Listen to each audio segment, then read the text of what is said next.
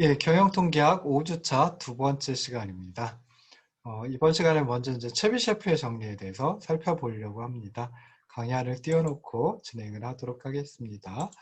자, 그래서 채비셰프의 정리, 채비셰프의 정리라고 하는데요. 채비셰프, 예, CH로 시작하고 이분이 이제 동유럽 분이십니다. 아마도 러시아 쪽인 것 같은데요. 근데 이 최비셰프라고 하는 분의 성함을 최비셰프라고 읽으시는 분도 있고요. 어떤 분들은 또 쉐비셰프라고 하시는 분들도 있습니다. 그래서 뭐 여담으로 제가 대학원 석사과정 다닐 때 어, 통계학을 강의하시던 분이 이분을 직접 만나 뵀다고 하더라고요. 근데 그때 이제 분명히 본인한테 당신의 이름을 들었었는데 또 좀 지나서 까먹었다고, 그래서 최비 셰프인지 쉐비 셰프인지 잘 모르겠다 그러는데 일반적으로 통계학 교재에는 최비 셰프라고 되어 있습니다. 그래서 최비 셰프의 정리는 이제 최비 셰프라고 하는 학자께서 고안을 해낸 거고요. 뭐 경제학이나 뭐 물리학이나 이런 쪽에는 그 노벨 경제학상, 뭐 노벨 물리학상, 뭐 노벨 의학상 해가지고 있죠. 근데 뭐 그렇게 이제 노벨상을 받는 것도 학자들 입장에서는 굉장히 큰 영예이지만은 그거는 상당히 어렵고요. 일단 노벨상을 타려면 굉장히 오랫동안 살아 있어야 됩니다. 그래서 좀 뭐 50대 이전에 돌아가신 분들 같으면은 60을 넘기지 못하면 노벨상을 받지 못한다는 뭐 그런 통념도 있거든요. 실제로 그래 왔고요. 그래서 보면은 이제 막 대부분은 학자들의 영예는 그 자신의 이름을 딴 그런 어떤 정리 또는 뭐 그런 법칙, 자신의 이름을 딴 법칙 뭐 이런 것들을 하나 만들어 두면은 그러면 이제 후대 사람들이 계속 그 사람 이름을 부르겠죠. 물론 뭐 성만 들어가긴 할 겁니다. 그래서 제가 뭐 어떤 정리를 갖다가 찾아낸다라고 하면 리츠 시어럼 해가지고 이제 막 불리우겠죠. 근데 어찌됐든 하여튼 각 주에는 그 사람 이름이 이범웅이다라고 하는 게 들어갈 테니까 뭐 노벨상 받는 거 못지않게 굉장히 큰 영예로다가 이제 생각을 하기도 합니다. 체비셰프의 정리는 평균과 특정한 표준 편차 거리 사이에 존재하는 관측체 비율에 관한 정리입니다. 그래서 1보다 큰 K 값에 대해서 평균과 플러스 마이너스 K 곱하기 표준 편차, 그러니까 표준 편차의 K배만큼 더하고 평균에다 더하고 빼고 한 거니까 평균으로부터 그 표준 편차의 K배, 그 사이에 존재하는 관측체 비율이 적어도 1-K 제곱분의 1보다는 더 크다라고 하는 거고요. 수식으로 표현하면은 뭐 이렇게 이제 표현할 수 있습니다. 근데 이게 이제 부등식의 좌변에 있는 게 절대값으로 돼 있거든요. 그래서 여기 보면 절대값으로 돼 있죠. 그래서 그걸 갖다 풀어주면은 이런 식의 이제 뭐 좌변이 됩니다. 그래서 표본 평균에서 표준 편차의 K배 해준 걸 빼준 거, 그리고 표본 평균에다 표준 편차의 K배 해준 걸 더한 거, 그 사이에 관측치가 그 사이에 들어갈 비율이 또는 뭐 확률이 1-K 제곱분의 1보다는 더 크다라고 하는 걸 이제 나타내 준다라고 생각을 하시면 좋을 듯 싶습니다. 그래서 K 값이 뭐 1.5일 때도 하는 경우가 있긴 한데요. 보통은 K 값이 2일 때, 또 3일 때, 4일 때 체비셰프의 정리를 적용을 합니다. 그래서 K 값이 2다라고 하면 그때는 평균과 플러스 마이너스 2 곱하기 표준 편차 그 사이에 있는 관측체 비율이 1-K 제곱분의 1이니까 1-2의 제곱분의 1, 즉 4분의 3이 되고요. 그러면은 0.75가 되겠죠. 그래서 평균과 플러스 마이너스 2 표준편차 사이에 있는 관측체 비율은 적어도 75%이다. 그러니까 75%보다는 크거나 같다라고 이제 생각을 하시면 되겠습니다. 자, 그 다음에 K가 3일 때는 평균과 플러스 마이너스 3 곱하기 표준편차 그 사이에 있는 관측체 비율이 적어도 0.889, 88.9%이다. 그러니까 88.9%보다 크거나 같다라고 하는 소리겠죠. 이 0.889는 어떻게 나올까요? 1에서 k제곱분의 1을 빼준 거죠. 1 빼기 3의 제곱분의 1입니다. 이게 뒷부분이 9분의 1이 되고요. 1에서 9분의 1 빼주면은 9분의 8이 되겠죠. 9분의 8을 소수로 다 표현하면 0.889, 그래서 88.9%가 됩니다. 그 다음에 k가 4다라고 하면 그때는 평균과 플러스 마이너스 4 곱하기 표준편차 사이에 있는 관측제 비율이 적어도 0.938, 즉 93.8%보다는 크거나 같다라고 하는 소리입니다. 그래서 여기서도 마찬가지로 0.938은 4의 제곱분의 1 해가지고 나온 게 되고요. 4의 제곱분의 1은 16분의 1이고요. 1에서 16분의 1을 빼주면 16분의 15가 되죠. 그래서 계산해 보면은 0.938이 됩니다. 그래서 평균과 플러스 마이너스 4 곱하기 표준편차 사이에 있는 관측제 비율은 적어도 93.8%이다. 93.8%보다는 크거나 같다라고 생각하시면 됩니다. 그래서 예를 들어 가지고 경영통계학을 수강하는 학생이 100명이 있는데요. 그 100명의 중간시험 점수 평균이 70점이고 표준편차가 5점이라고 하자고요. 그러면은 60점과 80점 사이에 있는 학생의 수 어느 정도나 될까라고 하는 것, 또는 60점과 80점 사이에 있는 학생의 비율 찾아보려고 합니다. 그러면 60점은 평균 70점보다 표준편차 5점의 2배 아래에 있는 거고요. 더 적은 거고, 80점은 평균 70점의 다가 표준편차의 2배, 표준편차 5점의 2배니까 10점이 되죠. 그래서 그거 더해준 것만큼이 돼버립니다. 그래서 체비셰프의 정리할 때 K는 2를 갖다가 적용한 셈이 돼버리죠. 그래서 적어도 위에 보시면은 75%라고 나와 있으니까 적어도 75%의 학생이 60점과 80점 사이에 있을 것이다 라고 이제 생각을 해볼 수 있습니다. 그러면 이제 58점과 82점 사이에 있는 학생의 수, 학생의 비율도 살펴볼 수 있겠죠. 그래서 58점의 K값을 갖다 구해보면은 그럼 58점에서 평균 70점 빼고 그리고 표준편차 5점으로 나눠주면은 마이너스 2.4가 됩니다.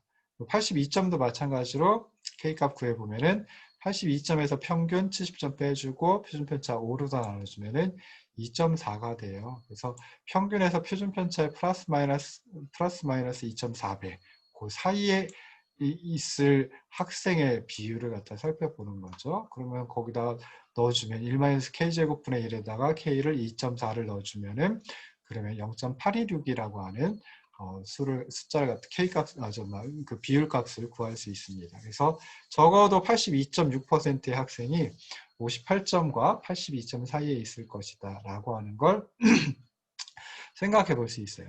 이렇게 굉장히 길게 설명을 드리긴 했는데 가장 중요한 건 체비셰프의 정리는 결국은 평균이나 표준편차의 값, 분포의 형태에 관계없이 항상 성립한다 라고 생각해 볼 수 있어요. 평균이 몇 점이든지 또는 몇이든지 표준편차가 몇이든지 분포의 형태가 우리가 전에 말씀드렸던 그 분포 형태 좌우 대칭, 그 다음에 오른쪽 꼬리 분포, 왼쪽 꼬리 분포 해가지고 뭐 크게 이제 세 가지로 나눠 봤었는데요. 뭐 그거 말고도 다양한 형태가 있을 수 있겠죠.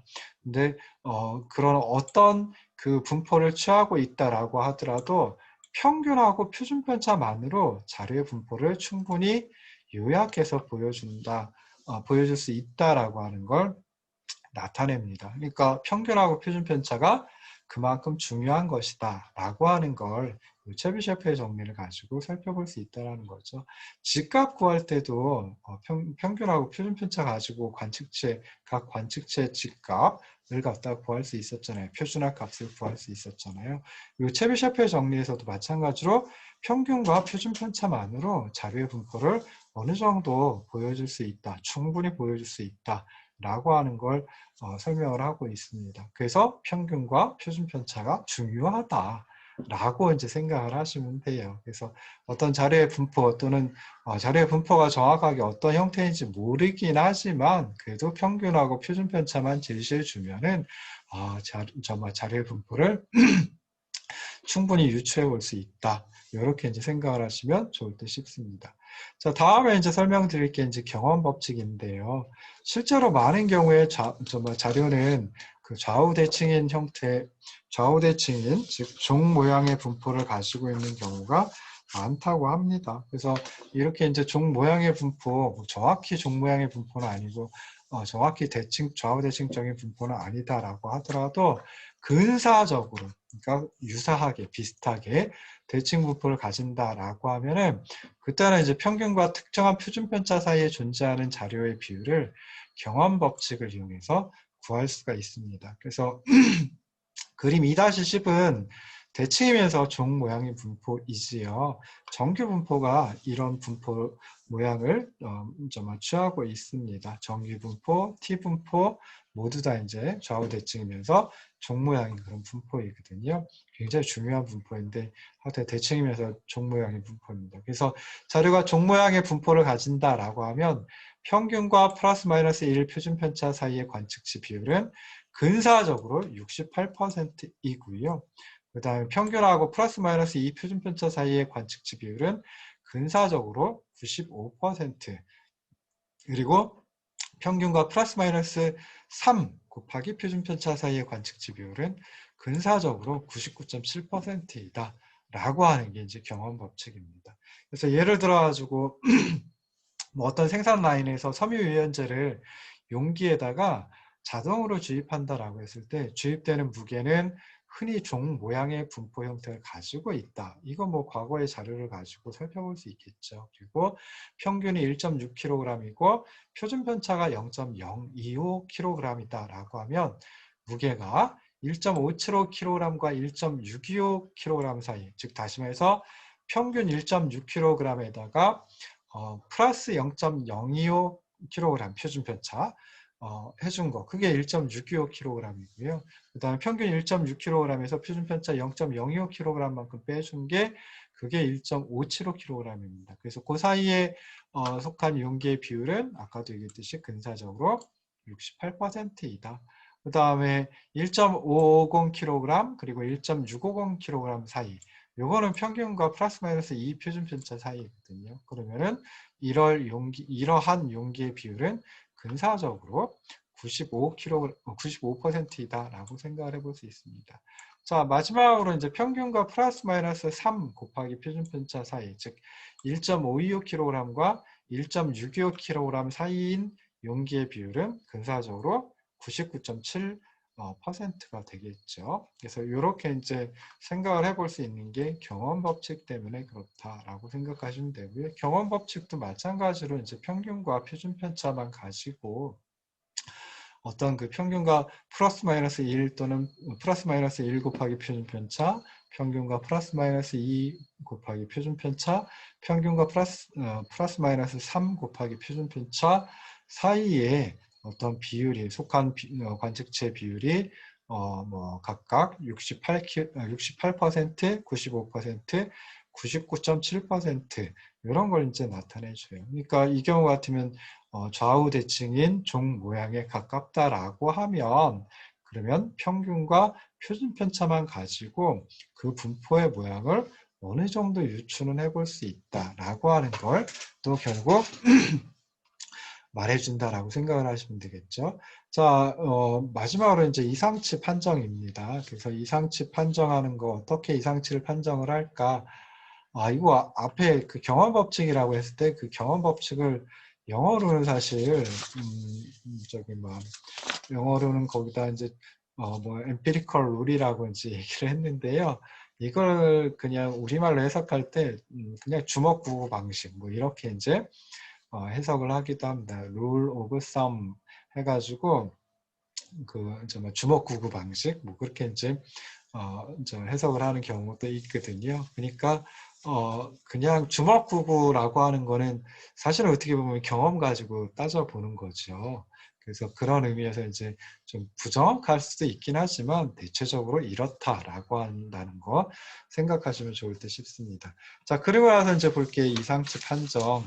이상치는 관측치가 어떤 관측치냐면 비정상적으로 크거나 작은 관측치를 이상치라고 하죠. 영어로 이제 아웃라이어라고 하고요. 이 아웃라이어라고 하는 표현을 굉장히 많이 사용을 합니다. 근데 이상치 또는 특이값 또는 아웃라이어라고 하는 이 값이 나오는 경우는 크게 이제 한 세 가지 경우가 있을 수 있습니다. 그래서 첫 번째는 부정확하게 기록된 관측치일 수도 있고요. 두 번째는 자료에 부정확하게 포함된, 그러니까 자료에 포함되면 안 되는데 포함된 그런 관측치일 수도 있고요. 그 다음에 정확하게 기록되고 정확하게 포함이 되었는데 이상한 값일 수도 있습니다. 그래서 부정확하게 기록되거나 부정확하게 포함되었다라고 하면 그럼 이거는 좀 적절하지 않다라고 생각해 볼 수 있지요. 그래서 그럴 때는 이러한 이상치를, 특이값을, 아웃라이어를 제거하고 자료를 분석하는 게 훨씬 더 정확한 분석이다 라고 생각을 해볼 수 있습니다. 그래서 이상치를 판정할 때는 두 가지 방법이 있는데요. 첫 번째 방법은 표준화 값인 G값을 활용하는 경우입니다. 그래서 경험 법칙에 따르면 종 모양의 분포를 가지는 자료에서는 거의 모든 관측치들 평균과 플러스 마이너스 3 곱하기 표준 편차 사이에 존재한다라고 아까 말씀드렸죠. 99.7%가 평균과 플러스 마이너스 3 곱하기 표준 편차 사이에 존재합니다. 99.7%니까 거의 모든 관측치이라고 생각을 해볼 수 있죠. 그래서 G값이 마이너스 3보다 적거나 또는 플러스 3보다 크다라고 하면 그때는 이건 아웃라이어야. 이 관측치는 아웃라이어야 라고 판정해가지고 자료에 포함시켜야 할런지 판단을 내리는. 그래서 뭐 이제 정말 열심히 다시 한번 검토를 해보는 거죠. 부정확하게 기록되었을 수도 있고, 정말 포함되면 안 되는데 부정확하게 포함되어 있을 수도 있고, 그 다음에 어떤 경우는 또 정확하게 기록되고 정확하게 포함된 관측치일 수도 있고, 그러니까 그렇게 해가지고 포함시켜야 할런지 판단해야 한다. 그래서 그냥 일반적으로는 그 G값이 마이너스 3보다 적거나 또는 플러스 3보다 크다라고 하면 그냥 아웃라이어야 해서 자료에서 아예 제거해버리는 그런 경우가 많습니다. 그래서 뭐 마지막에 있는 거는 그냥 어떤 관측치가 표본 평균보다 표준 편차의 3배보다 표준 편차의 3배보다 적은 거 빼준 거 그것보다 더 적거나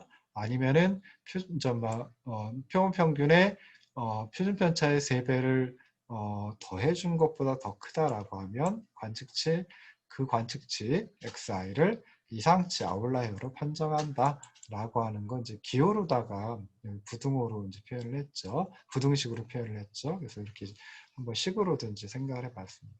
두 번째 이상치 판정하는 방법은 4분위수 범위 또는 뭐 4분 편차라고 불렀던 IQR 가지고 활용하는 방법이 있습니다. 그래서 1/4분위수에다가 4분위수 범위의 1.5배를 제한값, 빼준 값이죠. 그것보다 적거나 또는 3/4분위수에다가 4분위수 범위의 1.5배를 합한 것보다 더 크다라고 하면 이상치로 판정하는 정말 경우입니다. 그래서 밑에 이제 또 수식으로다가 표현을 해봤는데요.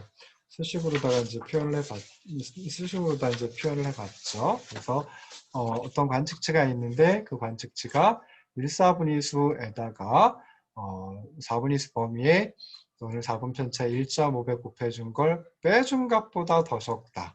또는 어떤 관측치가 3/4분위수에다가 4분위수 범위의 1.5배를 더한 값보다 더 크다라고 하면 그 관측치 XI를 이상치로 판정한다라고 하는 겁니다. 그래서 실제로 이제 제가 예전에 연구할 때 그때 이제 이상치 판정하는 방법으로다. 그래서 이제 자료에서 제거하는 방법으로다가 요 4분위수 범위 또는 4분 편차 IQR을 활용해가지고 했던 적도 있습니다. 근데 일반적으로는 이제 이 두 방법도 이제 사용을 하기도 하지만은 실제로 이제 이 두 방법보다 더 많이 사용하는 것은 그냥 자료를 봐서 가장 큰 값, 그러니까 큰 쪽에 위치하고 있는 5% 그리고 정말 작은 쪽에 위치하고 있는 5% 뭐 이런 것들을 갖다 이제 싹 제거해 버리는 그런 경우가 많이 있습니다. 그래서 그냥 K% 뭐 준칙 뭐 이렇게 이제 표현을 하기도 하고 그러는데요.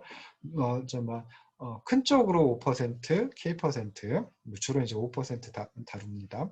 그래서 큰 쪽으로 5%, 그러니까 상위 5%, 그리고 하위 5% 관측치를 그냥 날려버리는, 제거해버리는 뭐 그런 방법을 흔히 쓰기도 합니다. 근데 이거는 좀 어떻게 보면은 아까 경험법칙이 주먹구구식이라고 말씀을 드렸는데 그것보다 훨씬 더 주먹구구식이라고 저는 생각을 하거든요. 그래서 나중에 혹시 이상치 판정한다 그러면은 그때 경영통계학 과목에서 두 가지 방법 소개를 했었으니까 여러분들도 이 두 가지 방법 중에 하나를 써가지고 이상치를 아웃라이어를 판정하고 제거하면 어떨까 하는 생각을 해봅니다.